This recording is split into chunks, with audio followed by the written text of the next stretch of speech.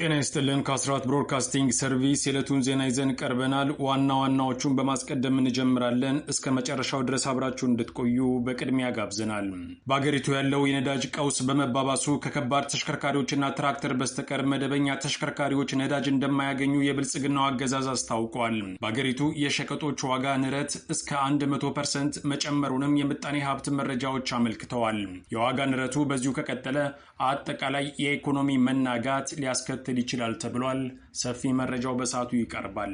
የብልጽግናው ጀነራል ብርሃኑ ጁላ በንጹሃን ዜጎች ላይ የሚፈጸመው የድሮን ጥቃቶችን አስመልክቶ በሰጠው አስተያየት ዓለም አቀፍ የሰብአዊ መብቶች ሕግን መሰረታዊ መርሆችን የሚጥስ መሆኑ ተነገረ። ጀነራሉ በሰጠው ማብራሪያ ንጹሃኖች ከጽንፈኛው ጋር እየተቀላቀሉና የጽንፈኛውን ድግስ እየበሉ ነው የሚሞቱት ማለቱ አገዛዙ በጦርነት ቀጠና ውስጥ ንጹሃኖችን በታቀደ ኢላማ እንደሚያጠቃ ያረጋገጠ ተደርጎ ተወስዷል። ዓለም አቀፍ የጦርነት ሕጎችንና የብልጽግና ወታደራዊ ቁንጮ ሁሉንም እንጨፈጭፋለን የሚለው ንግግራቸውን የተመለከተ መረጃ ሰዓቱን ጠብቆ ወደ እናንተ ይደርሳል።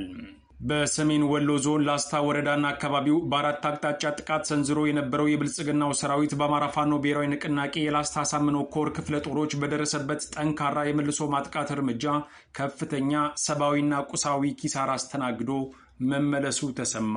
ከውጭ ደግሞ በኢራን የስርዓት ለውጥ አድርገናል ሲሉ የአሜሪካ የመከላከያ ሚኒስትር ተናግረዋል። አዲሱ የኢራን አስተዳደር ብልጥ እንደሆነ እናምናለን ያሉት ሚኒስትሩ ድርድሩ መቀጠሉን ገልጸዋል። በሌላ በኩል የኩዌት መርከብ መመታቱ ተነግሯል። አሁን በቀጥታ ወደ ዝርዝሩ አለፈን።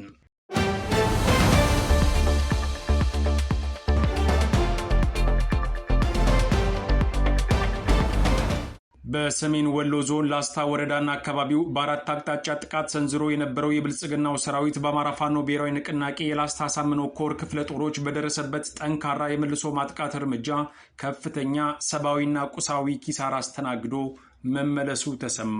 በአውደ ውጊያው ከ100 በላይ የሚሆኑ ያገዛዙ ታጣቂዎች ሙትና ቁስለኛ ሲሆኑ የብልጽግናን የምርጫ ሂደት ለማስፈጸም ሲንቀሳቀሱ ነበሩ የተባሉ ግለሰቦችም በቁጥጥር ስር መዋላቸው ታውቋል። ከግንባር የደረሰ መረጃን በቀጥታ እንደሚከተሉ ይቀርባል።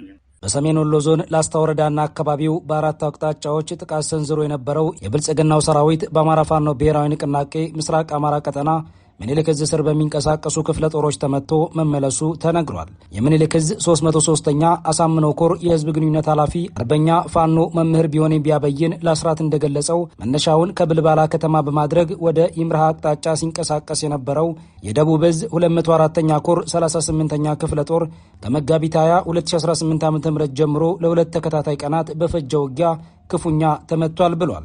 ውጊያው በዋናነት በአራት ግንባሮች የነበረ መሆኑ የተገለጸ ሲሆን በጠረዛ ወርቅ አምባ፣ በዳቢያ፣ በአራቲያ ተራራና በገርባጤ ግንባሮች የተካሄደ መሆኑ ታውቋል። በእነዚህ ግንባሮች በተደረገው ውጊያም 16 የብልጽግና ሰራዊት አባላት ሲደመሰሱ 22 ደግሞ መቁሰላቸውን የዙ መረጃ አመላክቷል። በተመሳሳይ መረጃ የ303ኛ ኮር አካል የሆነው የተፈራ ማሞ 19ኛ ክፍለ ጦር ደግሞ ከአይና ገብርኤል አቅጣጫ በመግባት በአይና ከተማ ላይ የከተማ ኦፕሬሽን ማካሄዱ ተገልጿል። በዚህ ግንባር ለ6 ሰዓታት በፈጀ ኦፕሬሽንም 12 የአገዛዙ ታጣቂዎች ሲደመሰሱ 15ቱ ቆስለዋል ተብሏል።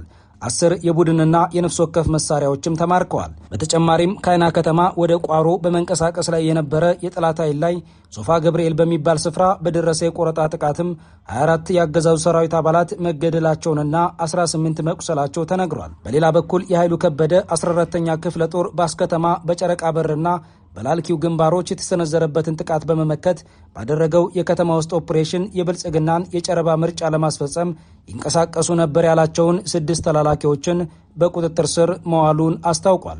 የአውደ ውጊያ ውሎውን በተመለከተ የ303ኛ አሳምነው ኮር ምክትል ሰብሳቢ አርበኛ ፋኖ ታዘበው ሻምበል በሰጠው ማብራሪያም የ14ኛ የ19ኛና የ30ኛ ክፍለ ጦሮች የተቀናጀ ኦፕሬሽን በማድረግ የአገዛዙን የኃይል አሰላለፍ ማዛባታቸውን ገልጿል። ትግላችን እስከ ምጽአት ነው ያለው የፋኖ አመራሩም ለአገዛዙ የሚላላኩ ኃይሎች ከባንዳነት ተግባር እንዲቆጠቡም አሳስቧል። በወሎ ቤት አማራ ተራሮች ስር የሚደረገው የግንባር ተጋድሎም ዛሬም ተጠናክሮ ቀጥሏል።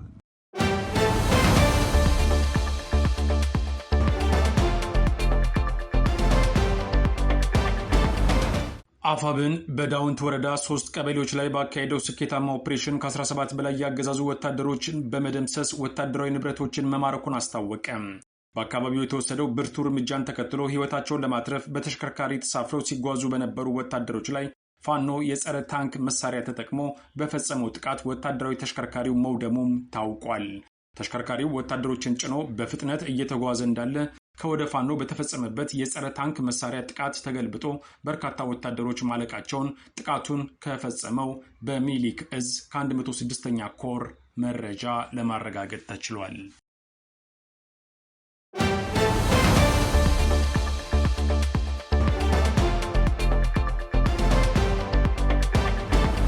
በንጹሃን ዜጎች ላይ የሚፈጸመው የድሮን ጥቃቶችን አስመልክቶ በሰጠው አስተያየት ዓለም አቀፍ የሰብአዊ መብቶች ሕግን መሰረታዊ መርሆችን የሚጥስ መሆኑ ተነገረ።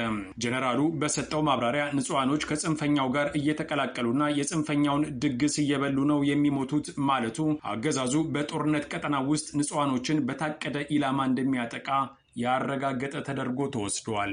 ዓለም አቀፍ የጦርነት ሕጎችንና የብልጽግና ወታደራዊ ቁንጮ ሁሉንም እንጨፈጭፋለን የሚለው ንግግራቸውን የተመለከተ መረጃ እንደሚከተለው ይቀርባል። በጦርነት ወቅት ንጹሃን ዜጎችን ከጥቃት የመጠበቅ ጉዳይ በዓለም አቀፍ የሰብአዊ መብቶች ሕግ ኢንተርናሽናል ሁማኒቴሪያን ላው ውስጥ ትልቅ ቦታ የሚሰጠው ጉዳይ ቢሆንም እንደ ብርሃኑ ጁላ ላሉ ወታደራዊ ገዢዎች ግን ተራ ጉዳይ ሆኗል። በተለይ ዓለም አቀፍ ሕጎች በጦርነት ወቅት ተዋጊዎች ሊያደርጉት ስለሚገባ የንጹሃን ጥበቃ ግልጽ መመሪያ ቢኖራቸውም የብልጽግናው አገዛዝ በታቀደ መንገድ ንጹሃንን ኢላማ ያደረገ ጥቃት መፈጸም ከጀመረ 3 ዓመታት አልፈውታል። በጄኔቫ ስምምነት ጄኔቫ ኮንቬንሽን መሰረትም የድሮን ጥቃቶች በወታደራዊ ግቦች ላይ ብቻ ያተኮሩ መሆን እንዳለባቸው፣ ወታደራዊ እርምጃውም ከሚያስገኘው ጥቅም ይልቅ በንጹሃን ላይ የሚያደርሰው ጉዳት ሚዛኑን የሳተና የበዛ ከሆነም እንዲሁም ጥቃቱን ከመፈጸሙ በፊት ንጹሃን እንዳይጎዱ ሊወሰዱ የሚችሉ የጥንቃቄ እርምጃዎች ሁሉ መወሰድ እንደሚገባቸው ቢያሳስብም የተረኝነቱ መገለጫ የሆኑት ብርሃኑ ጁላ ገለልቻ ደግሞ የፋኖ ኃይሎች በአካባቢው ካሉ ብቻ አካባቢውን ሙሉ በሙሉ ማጥቃት ወይም ንጹሃኑን ከታጣቂዎቹ ጋር ደባልቀን እንጨፈጭፋለን ሲሉ ይደመጣሉ። ሰላማዊ ሰው ነው የሚባለው ራሱ የጽንፈኛው ጋር ይደባለቅና ጽንፈኛው ጋር ይደባለቅና የጽንፈኛው ድግስ ይበላና አብሮ ሊመታ ይችላል። ማን ወሰደው እዛ ካልከኝ እኛ ጠላት እዛ መኖሩን ነው እንጂ ድግስ ሊበላ ሄደ ሲቪል ሰው እዛ አለ የለም በሚል ማጣራት አንችልም። ታጣቂዎች ስላሉ ብቻ ንጹሃንን መግደል ይቻላል የሚለው ጉዳይ በሕግ እይታ መልሶ አይቻልም የሚል ቢሆንም አማራን በጠላትነት ለፈረጀው የወዴድ ብልጽግና አገዛዝ ግን በጦርነት ሽፋን የዘር ማጥፋት ወንጀል ማስፈጸሚያ መሳሪያ ተደርጓል። ንጹሃኖች በፋኖም ሆነ በየትኛውም ታጣቂ መሃል ተቀላቅለዋል በሚል ምክንያት ብቻ በደፈናው እርምጃ መውሰድ በዓለም አቀፍ ሕግ የጦር ወንጀል ሊያስከስስ የሚችል ጉዳይ ቢሆንም የብልጽግናው አገዛዝ እየፈጸመው ላለው ወንጀል ግን እስካሁን ጠያቂ አካል አላገኘም። ይህም ሆኖ ጀነራሉ ንጹሃን የሚሞቱት ከታጣቂዎች ጋር ስለነበሩ ነው ቢሉም በበርካታ የአማራ ክልል ከተሞች የተፈጸሙ ጥቃቶች የሚያረጋግጡት ግን ጥቃቱ ያረፈው ታጣቂዎች በሌሉበት በሰላማዊ ሰዎች የመኖሪያ መንደርና አካባቢ ላይ መሆኑን ያረጋግጣል። በአማራ ክልል በንጹሃን ላይ ያነጣጠሩ የድሮን ጥቃቶች መፈጸማቸውን የተባበሩት መንግስታት ድርጅት የሰብአዊ መብቶች ከፍተኛ ኮሚሽነርና የኢትዮጵያ ሰብአዊ መብቶች ኢሰመጉ በተደጋጋሚ ሪፖርት አድርገዋል። ከነዚህ መካከል የለሚ ጥቃት አንዱ ሲሆን በታህሳስ 2016 ዓ.ም በአምቡላንስ ላይ በተሰነዘረ የድሮን ጥቃት በርካታ ንጹሃን ተገድለዋል። በጥቅምት 2016 ዓ.ም ደግሞ በበረህት ወረዳ በአንድ ትምህርት ቤት ቅጥር ግቢ ውስጥ ተጠልለው በነበሩ ንጹሃን ላይ በተሰነዘረ ጥቃት ሕፃናትን ጨምሮ በርካታ ሰዎች አልቀዋል። በነሐሴ 2015 ዓ.ም ደግሞ በፍኖተ ሰላም በከተማዋ መሃል በደረሰ የድሮን ጥቃትም ከ30 በላይ ንጹሃን መገደላቸውን ዓለም አቀፍ ሚዲያዎች እንደ ሮይተርስና ቢቢሲ ጭምር ዘግበውታል። በመስከረም 2016 ዓ.ም በተመሳሳይ በዋድላ ወረዳ በእርሻ ስራ ላይ በነበሩ ገበሬዎች ላይ የድሮን ጥቃት መፈጸሙም ተገልጿል። በጥቅምት 2016 ዓ.ም በደቡብ ጎንደር ዞን ሊቦ ከምከም ወረዳ ቦርቦር ካንቲባ በተባለ ቀበሌ ላይ የድሮን ጥቃት ተፈጽሟል። ህዳር 6 2017 ዓ.ም ደግሞ በሸዋ ጠቅላይ ግዛት እዝ በመንዝ ባሽ ተፈናቃይ ካምፕ ውስጥ በነበሩ ንጹሃን እናትና ልጅን ጨምሮ በርካቶች ተገድለዋል። እነዚህ በአገዛዙ የተፈጸሙ ጥቃቶች ለማሳያ የቀረቡና የጀኔራሉን ቅጥፈት ለማረጋገጥ የዓለም አቀፍ ተቋማት ሪፖርትን ዋቢ አድርገው የቀረቡ እንጂ ዛሬን ጨምሮ ለተከታታይ 3 ዓመታት በጎንደር፣ በሸዋ፣ በወሎና በጎጃም ከ400 ጊዜ በላይ የድሮን ቅንቡላዎች ተጥለዋል። ለጀኔራሉ የቅጥፈት ምላሽና ህዝብ ጠልነት ድርጊትም እነዚህ ጥቃቶች ብቻቸውን ማረጋገጫ ናቸው። በጉዳዩ ላይ አስተያየት የሰጡን ስማቸው እንዳይገለጽ የፈለጉ የአዲስ አበባ ሳይንስና ቴክኖሎጂ ዩኒቨርሲቲ መምህር በበኩላቸው በአሁኑ ሰዓት በብልጽግና ቡድን እጅ ውስጥ የሚገኙ ድሮኖች ኢላማን ለይቶ የመምታት አቅም አላቸው ያሉ ሲሆን ነገር ግን የድሮኖቹ እንቅስቃሴ በግልጽ መታየቱን ተከትሎ የፋኖ ኃይሎችን በቀላሉ ማጥቃት እንዳልቻሉ ገልጸዋል። ባለሙያው አክለውም በገበያ ቦታና በትምህርት ቤት አቅራቢያ ንጹሐኖች ላይ የሚፈጸሙ ጥቃቶችም ማህበረሰቡን በመጥላትና ፋኖን የህዝብ ድጋፍ ለማሳጣት የሚደረጉ የታቀዱ ጥቃቶች መሆናቸውን ገልጸው በደፈናው የሚፈጸም ጥቃት ወይም ኢንዲስክሪሚኔቲቭ አታክ ተብሎ የሚፈረጅና የብልጽግናው አገዛዝ የሚፈጽመውን ትልቅ የጦር ወንጀል ማሳያ ነው ብለዋል።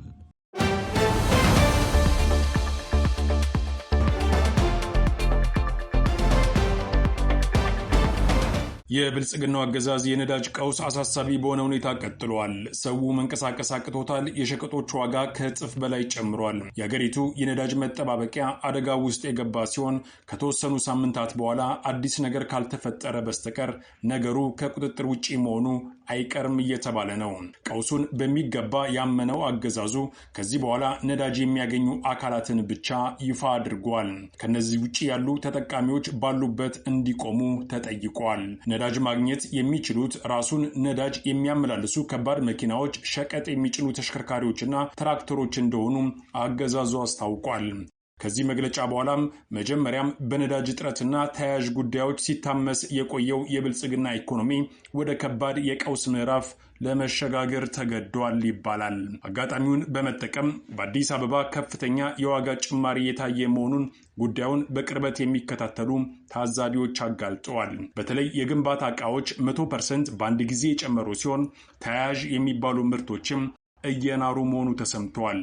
እንኳን ዘቦብሽ እንዲሉ አጋጣሚው መጀመሪያም በድህነት ለሚሰቃየው ሕዝብ ተጨማሪ መከራን ይዞበት መጥቷል። በተለይ የዋጋ ጭማሪው ወደ ሌሎች ሸቀጦች እንዳይዛመት የተሰጋ ሲሆን በዚሁ ከቀጠለ አጠቃላይ የኢኮኖሚ መናጋት ሊያስከትል እንደሚችል ማስጠንቀቂያ በመሰጠት ላይ ነው። ችግሩን በአግባቡ መፍታትና መከላከል የተሳነው የብልጽግናው አገዛዝ ጣቱን ኢራን ላይ ቢቀስርም የችግሩ ምንጭ ግን ተንከባሎ ከመጣ አቅም ማነስ የተፈጠረ ነው የሚሉ አልጠፉም። የብልጽግና አስፈጻሚ ተቋማት ችግሩን ለመፍታት ከመረባረብ ይልቅ የተረፈውንና እጃቸው ላይ ያለውን ነዳጅ አሁንም በመዝረፍ ላይ መሆናቸው ይነገራል። የዚህ የተመሰቃቀለ የአቅርቦትና የፍላጎት አለመመጣጠን ኋላ አደጋው የከፋ ነው የተባለ ሲሆን ብልጽግና በበኩሉ ተስፋ አትቁረጡ ባይ ነው።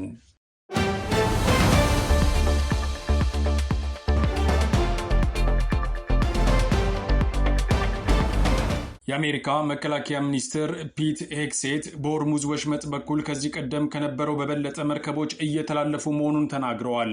ዛሬ ለጋዜጠኞች መግለጫ የሰጡት መከላከያ ሚኒስትሩ ስለ ኢራንና አሜሪካ ድርድር ተጠይቀው ድርድሩ እውነተኛ ነው፣ እየተካሄደ ነው፣ እየጎለበተ ነው ሲሉም ተናግረዋል።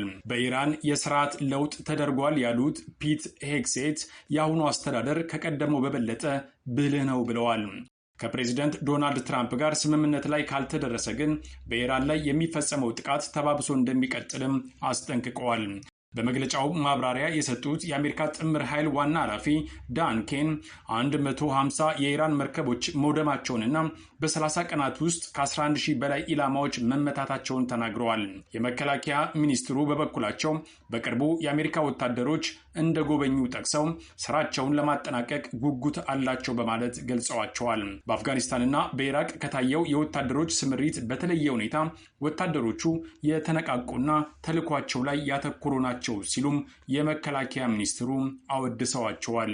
በሌላ በኩል የኩዌት ሰንደቅ ዓላማን የሚያውለበልብ አልሳሚ የተባለ ነዳጅ ጫኝ መርከብ ምንነቱ ባልታወቀ ተተኳሽ በዩናይትድ አረብ ኤሚሬትስ የባህር ዳርቻ ዱባይ ላይ በቆመበት ጥቃት እንደደረሰበት ቫንጋርድ የተሰኘው የባህር ትራንስፖርት ደህንነት ኩባንያ አስታውቋል። ኩባንያው ጥቃቱን ተከትሎ በመርከቧ ላይ መጠነኛ ጉዳት መድረሱንና እሳት ተቀስቅሶ እንደነበር ጠቅሶ በቁጥጥር ስር መዋሉንም ገልጿል። የመርከቧ 24 ሰራተኞች ምንም አይነት ጉዳት እንዳላጋጠማቸው እንዲሁም ጥቃቱን ተከትሎ የፈሰሰ ነዳጅ አለመኖሩንም ይፋ አድርጓል። የዱባይ ባለስልጣናት ስለ ጥቃቱ መፈጸም አረጋግጠው ስለ መርከቧ ዝርዝር መረጃ ግን ከመስጠት ተቆጥበዋል። የኩዌት ነዳጅ ኮርፖሬሽን ግን ጥቃቱን የኢራናውያን ጨካኝ የአየር ጥቃት ሲል ገልጾታል። የኢራን መገናኛ ብዙሃን ስለ ጥቃቱ ቢዘግቡም ማን እንደፈጸመው ግን ከመግለጽ ተቆጥበዋል። አልሳሚ በአውሮፓውያኑ 2011 የተሰራች ሲሆን በባለቤትነት የተያዘችውና የምትንቀሳቀሰው በኩዌት የነዳጅ ዘይት ጫኝ ኩባንያ ስር ነው ተብሏል። ታንከርስ የተባለ ሌላ የማሪታይም ደህንነት ኩባንያ እንዲሁ መርከቧ 1.2 ሚሊዮን በርሚል የሳውዲን እንዲሁም 800,000 በርሚል የኩዌት ድፍድፍ ነዳጅን መጫኗን ገልጿል። የነዳጅ ጭነቱ የተጠናቀቀው ባለፈው ወር መሆኑን ድርጅቱ ጨምሮ አስታውቋል። ስለ መርከቧ የጉዞ መስመር ይፋ የሆኑ መረጃዎች መዳረሻዋ ኪንጋዶ ቻይና መሆኗን ያሳያሉ ተብሏል።